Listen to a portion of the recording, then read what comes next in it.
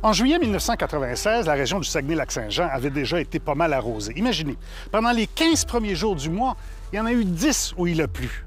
On ne pouvait pas imaginer qu'est-ce qui nous attendait. Par la suite, un intense système dépressionnaire qui a connu un développement explosif au contrefort des Appalaches est venu se stationner sur la réserve faunique des Laurentides. Ce faisant, ce système a rajouté près de 275 mm de pluie en 48 heures dans la région.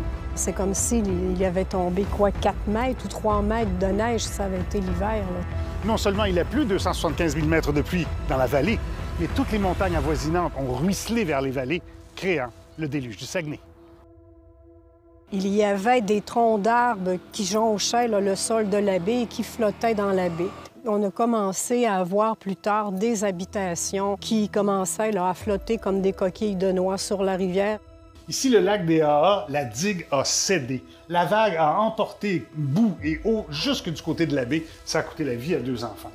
Le 20 au matin, bien, c'est le glissement de terrain qui s'est produit. Une partie de la montagne s'est affaissée. Ils sont morts instantanément, ensevelis par la coulée de boue. C'était d'une tristesse infinie. Le talus qu'on voit là, ce n'est pas la coulée. Non, c'est vraiment une digue de pierre qui a été érigée très profondément aussi dans le sol pour empêcher, s'il y a un glissement de terrain, bien la boue va être retenue par cette digue.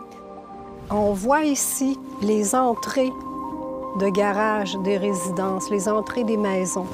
Alors, c'est les seules traces en tant que telles que nous avons. Donc ici, il n'y avait pas le remblai, c'était plat, et il y avait une maison. Oui, il y avait une maison. L'aménagement du territoire, au fil des décennies, les gens se sont construits près des rivières. Les barrages et les digues n'ont pas été bien entretenus. Alors, tous ces facteurs ont contribué à amplifier la catastrophe naturelle. Tout était défiguré. Alors, c'est faire le deuil du passé puis te projeter vers l'avenir.